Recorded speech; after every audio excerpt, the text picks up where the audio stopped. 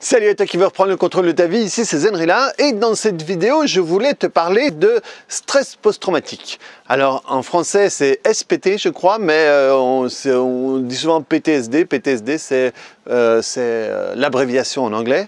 Et le stress post-traumatique, qu'est-ce que c'est? C'est quand tu as un gros événement, un trauma, et à partir de là, tu vas développer des manières de te comporter qui vont changer ta manière de se comporter et en réalité, le vrai stress post-traumatique, c'est quand tu vas même avoir des idées de mort, des idées de suicide et qui vont te pousser vers la dépression et tout ça. Ensuite, c'est devenu plus large et plus général et en réalité, on l'a tous été et on va tous l'être à un moment ou un autre en stress post-traumatique. Si tu prends ça de manière plus générale, ça veut dire qu'un événement va changer ta manière de te comporter, généralement pas pour un bien, et qu'à partir de là, tu ne vas plus te comporter de la même manière dans certaines situations. Donc de manière plus générale, il y a les gros stress post-traumatiques, vraiment les gros cas, mais ici je vais te parler d'une manière plus générale, le fait qu'il t'arrive quelque chose et à partir de là tu ne te comportes plus de la même manière et je vais même resserrer un petit peu plus. Tu ne te sens plus aussi libre qu'avant dans la même situation ou dans une situation qui y ressemble. Parce qu'au début c'est la même situation, après ça y ressemble, après c'est un truc qui ressemble pas vraiment mais avec lequel tu fais des liens et tu termines en les gens qui ont des phobies sociales ou qui veulent plus rien faire ou ils sont polyphobiques, donc ils vont avoir plusieurs phobies en partant d'un petit truc ça va s'agrandir et ensuite qui peuvent tomber en dépression, etc., etc. Mais donc simplement, si on simplifie tout ça et on revient sur un truc général, c'est que tu as un événement et à partir de là, tu ne te comportes plus de la même manière parce qu'il y a une peur, il y a une limitation qui a été générée par ce qui est arrivé à ce moment-là. Et donc ça nous est arrivé à tout le monde et le problème c'est problématique quand ça t'arrive et quand tu as eu vraiment un événement qui fait que tu te sens différemment. Le problème c'est qu'on est dans une société où on va non seulement vivre ça, mais on va se créer. Il y a énormément de gens qui se créent des, on va dire, stressouilles post-traumatiques, pour vraiment différencier. Je veux pas qu'il y ait une querelle de clocher sur les vrais stress post-traumatiques, mais un stressouille post-traumatique par rapport à des choses qui ne sont même pas arrivées. Ça veut dire que non seulement tu peux te dire ok ça m'est arrivé et j'ai peur que ça recommence. Ensuite c'est arrivé à quelqu'un que je connais et j'ai peur que ça m'arrive à moi. Donc là on part de quelque chose de réel. Rappelle-toi que je t'ai déjà dit plusieurs fois que les problèmes, tu peux les avoir de différentes manières possibles. C'est ou par un gros événement ou par répétition. Mais dans le cadre d'un gros événement, ça peut être quelque chose qui t'est arrivé à toi ou quelque chose que tu as vu ailleurs. Et quand tu as vu ailleurs, ça peut être quelqu'un de proche, ça peut être quelqu'un de lointain, ça peut être quelque chose que tu as vu dans la télé, quelque chose que tu as vu dans la télé qui peut être réel ou pas. Ça veut dire il y a énormément de gens qui sont tombés en stress post-traumatique après avoir vu le 11 septembre, les attentats, etc., etc. Ou des fois en regardant des films. Moi, j'ai vu plein de gens qui ont eu des phobies en regardant des films. Moi, pendant des années, j'ai trouillé et je peux même encore avoir un petit frisson à mon avis de temps en temps quand je suis dans l'eau et à cause du film Les Dents de la Mer. Moi, je me souviens quand j'étais gamin et je mettais mon masque et mon tuba et que j'allais voir les poissons près des rochers, quand il y avait les vagues qui tapaient sur le rocher ou quand je nageais et qu'il y avait un sac plastique c'était rare encore à ce moment-là, maintenant il y en a partout, mais qui touchait ma jambe, je ne pouvais pas ne pas me connecter à ça.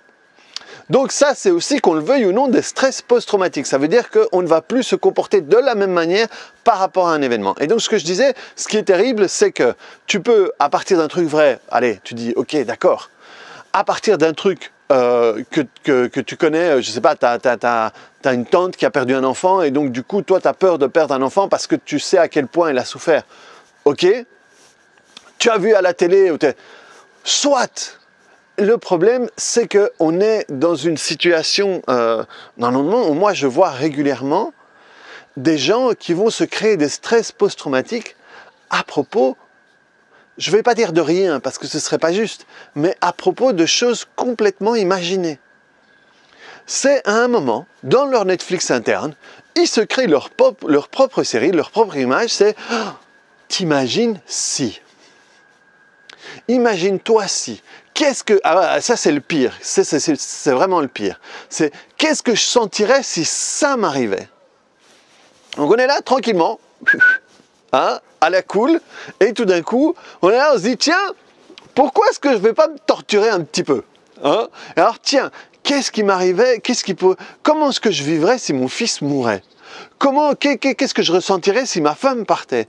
Qu'est-ce que je ressentirais si je me retrouvais à la rue? Et ils vont rester de longues minutes, parfois des dizaines de minutes, parfois des heures, hein, quand ils compilent tout ça, et ce sont des gens qui vont se torturer sur quelque chose qui est absolument pas vrai, et vont se créer un stress post-traumatique sur un trauma qui n'a pas existé, qui est complètement inventé. C'est de la torture, c'est de l'auto-torture pure et simple. Néanmoins, comme je te l'ai déjà dit plusieurs fois, pour ton inconscient, le faux ou le vrai, ça n'existe pas. Le bien ou le mal, encore moins. Et donc, si tu le passes dans ton Netflix interne, ça veut dire dans ton écran, si tu te crées des images, ou dans ta radio interne, ça veut dire si tu te crées ces voix-là, eh bien, pour lui, ça va être la réalité. Et il va te faire te comporter de la même manière par rapport à tout ça. Et c'est incroyable le nombre de personnes qui se font ça. Et honnêtement, je crois qu'on s'est tous déjà fait ça au moins une fois. Le problème, c'est quand des gens sont dans des états, pas spécialement des dépressions, même pas dans des états dépressifs, ou quand on est dans un moment où on ne va pas, où on a des mauvaises nouvelles, on est dans un moment difficile, eh bien, on va avoir tendance à se faire ça. Et là, c'est super important de sortir au plus vite que ça, parce que je vous assure, tu ne peux pas te rendre compte à quelle profondeur tu peux arriver quand tu creuses comme ça dans la fosse à purin, quoi. Parce que c'est de la fosse à purin, et je suis désolé, j'ai une conversation sur quelqu'un qui n'aime pas les gros mots, mais voilà, à force de creuser dans la merde, on va trouver comment est-ce qu'on dit, quand on creuse le pétrole et il y a le pétrole qui sort, on va trouver on va trouver un filon. Et c'est vraiment ça, parce que là, vous êtes vraiment la main dans le caca. Il n'y a rien de positif à s'imaginer comment est-ce qu'on pourrait se sentir dans une situation où on serait vraiment douloureuse. Tu n'as pas à te préparer à ça. Tu n'as pas à te préparer à ça. C'est une mauvaise utilisation des super capacités qu'a notre cerveau, notre mental, notre inconscient, appelle-le comme tu veux. Parce que c'est un super pouvoir, on a un super pouvoir, on peut partir d'une idée qu'on va créer complètement et se créer des capacités, des aptitudes à partir de cette idée-là. Et si tu l'utilises pour aller dans des profondeurs et pour voir à quel point tu peux mal te sentir dans ces moments-là, c'est une mauvaise utilisation de ce super pouvoir que tu as. Par contre, si tu l'utilises de l'autre côté, c'est ce qu'on fait avec j'ai du mal avec mes mots aujourd'hui, je te préviens. Les affirmations, voilà, les affirmations positives, la visualisation, etc. Tu utilises ce super pouvoir pour muscler ton muscle de, je sais pas moi, la gratitude, l'abondance, etc. et tous ces mots-là. Et donc, quand tu te dis waouh, quand tu essaies de mettre dans ton Netflix des trucs où comment est-ce que je me sentirais quand ça marche, comment est-ce que je sentirais si je pouvais mener ce projet au bout et vraiment rehausser cette sensation-là, là c'est positif. Pourquoi? Quel est le bout du bout? Où est-ce que je veux t'amener là-dedans? Quand tu vas dans la fosse à purin, et que tu es bien couvert de merde, et que tu te rends compte comment est-ce que tu te sentirais si tu étais couvert de merde. Eh bien, qu'est-ce que tu fais à ce moment-là? Tu charges ton aimant, et tu charges ton aimant de merde. Si tu charges ton aimant de merde, qu'est-ce que tu crois que tu vas attirer dans ta vie? Tu sais, si moi je veux faire un marathon, et que je m'entraîne tous les jours pour le marathon, il y a toute une partie de moi qui est dirigée vers ce marathon et qui attend qu'une seule chose, c'est que ce marathon commence. Et quand ce marathon va commencer, il y a une partie de moi qui sera satisfaite parce que je serai arrivé à tout ce que je m'entraîne pour. Tu remets les mots dans l'ordre et tu comprends. Mais donc, quand tu es là, occupé à te badigeonner de caca et à t'entraîner à sentir et à être dans ce caca, tu charges ton aimant de ce caca et tu te diriges, que tu le veuilles ou non, vers des situations où tu vas te sentir comme ça. Et je t'assure qu'à ce moment-là, que tu le crois ou non, il y a une partie de toi qui va être satisfaite parce que tu vas pouvoir utiliser cette aptitude à laquelle tu t'es entraîné. Et je doute que ce soit vers là que tu veuilles diriger ta vie.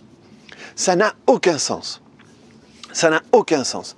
Par contre, si tu t'imagines, ok, si tu utilises les visualisations, je vais vraiment un jour faire une vidéo là-dessus sur tout ce qui est visualisation et même les visualisations sous stéroïdes, eh bien forcément, le jour où tu es en train de travailler dans ton projet et qu'il y a une bonne opportunité qui vient, ton inconscient, le muscle que tu as fait, hop, va la saisir et va pouvoir aller devant. Et du coup, tu vas te diriger vers cette sensation positive que tu imagines quand tu auras réussi ton projet. Mais donc, faire ça vers le négatif, c'est une mauvaise utilisation de ton super pouvoir. Tu utilises ton super pouvoir pour creuser ta tombe. Donc, de nouveau, stress post-traumatique, stressouille post-traumatique, on y est tout le temps. On a tous vécu ça. Forcément, moi, je te dirigerai plutôt vers l'utilisation et c'est ce que j'explique. Hein. C'est vraiment là-dedans que je rentre dans ma formation de TPE qui va bientôt avoir lieu. Je te mettrai toutes les informations ici en dessous. C'est comment forcément, toi, te libérer de tout ça. Hein, ça, je le faisais dans les autres cours et j'ai créé cette formation pour pouvoir t'aider, toi, si tu es intéressé à le faire sur d'autres. Mais si tu fais cette formation, tu vas devenir un spécialiste sur comment le faire sur toi, bien sûr. Et vraiment, c'est pouvoir te libérer, reprendre le contrôle de tout ça. Reprendre le contrôle quand tu te rends compte que tu es en train de le faire. Pourquoi est-ce que tu as commencé à le faire? Comment est-ce que tu as commencé à le faire? Est-ce que c'est parce qu'un jour tu n'étais pas bien et c'est par là que tu as dérivé, ou parce que ta mère ou ton père faisait ça? Et à ce moment-là, vraiment nettoyer tout ça. Si tu travailles avec des gens, dans ma formation, c'est vraiment ce que je vais t'utiliser. Le travail sur le stress post-traumatique, toutes les actions que je prends et que je t'invite et que je te propose dans ma formation de TPE, c'est vraiment pour travailler sur le stress post-traumatique qui soit grand, sur un vrai PTSD ou SPT, ou un stressouille post-traumatique. Oui. C'est vraiment le but de toute ma formation. Et donc, il y aura... et comme dans ma formation, je mélange le coaching et la thérapie, donc il y a toute la partie thérapie sur comment est-ce qu'on va décomposer ce cake, hein, ce cake de s'amener là-dedans, comment est-ce qu'on va le décomposer et comment est-ce qu'on va travailler, et aussi quoi faire quand tu te rends compte que tu le fais. Comment arrêter ça? Comment utiliser, je ne sais pas moi, les outils que j'utilise, c'est la règle des 5 secondes, c'est le And I love that et tout ça, toutes ces choses dont je t'ai déjà parlé un peu sur cette chaîne, mais où dans la formation, je vais vraiment beaucoup plus profondément pour te sortir de là. Et non seulement te sortir de là, hein, ça c'est la partie thérapie, arrêter de le faire, mais plutôt aller vers quelque chose qui est plus positif, ça c'est la partie coaching, c'est pour ça que j'entremêle tout ça dans mes formations. Parce que... voilà, ça vaut pas la peine de te mettre toi dans une situation de stress post-traumatique, même s'il n'y a pas de stress. Et dans la société dans laquelle on vit maintenant, il y a tellement de possibilités de faire ça. Si tu regardes le journal, t'es dans un stress post-traumatique après ça. Parce que tu as peur de l'étranger, tu t'imagines si tu étais à leur place, les attentats, les machins, la dette, le truc, tu sors de là, tu es dans l'anxiété complète et tu ne fonctionnes plus de la même manière. Donc vraiment, je t'assure que ce n'est pas une vidéo sur le stress post-traumatique proprement dit, mais sur le stressouille post-traumatique que tout le monde a déjà vécu ou que tout le monde vit. Donc reprends le contrôle de ta vie par rapport à tout ça. Reprends le contrôle de ta vie par rapport au moment où tu peux le faire de manière occasionnelle ou par rapport à l'habitude que tu as créé à l'intérieur de toi, l'habitude de le faire que tu as créé à l'intérieur de toi. Parce que je t'assure que après il t'arrive plein de trucs de merde, tu comprends pas pourquoi. C'est parce que tu remplis ton aimant de tout ça. Ça veut dire que tu te diriges, ça veut dire que tu vas trouver des partenaires de danse qui vont t'emmener là-dedans. Tu sais, moi j'ai des gens qui viennent me voir et c'est une compilation de merde dans leur vie. Tu te dis, mais comment est-ce que c'est possible? Et quand tu vois leur manière de fonctionner, celle-là, c'est pas de leur faute, ils le font pas consciemment. Hein, c'est très rare que tu te dis, ok, j'ai une heure devant moi, je vais foutre ma vie en l'air. C'est très rare que tu fasses ça, on est d'accord. Néanmoins, c'est important que tu te rends compte quand tu le fais sans t'en rendre compte. Et surtout, être outillé par rapport à ce qu'il faut faire à ce moment-là. Donc voilà, reprendre le contrôle de ta vie, clique sur le bouton j'aime, dis-moi ce que tu en penses, dis-moi si tu as l'habitude de le faire. Enfin, déjà, si tu as l'habitude de le faire, on le fait tous. Donc ça va même. Mais dis-moi si tu as tendance à le faire beaucoup, un peu, passionnément, à la folie. Et si ça t'a éclairé tout ça, si tout d'un coup tu peux te rendre compte, ouais, effectivement, je le faisais et je m'en rendais pas compte. Donc voilà, reprends le contrôle de ta vie. On se voit dans une autre vidéo et Canard qui dit au revoir. Salut!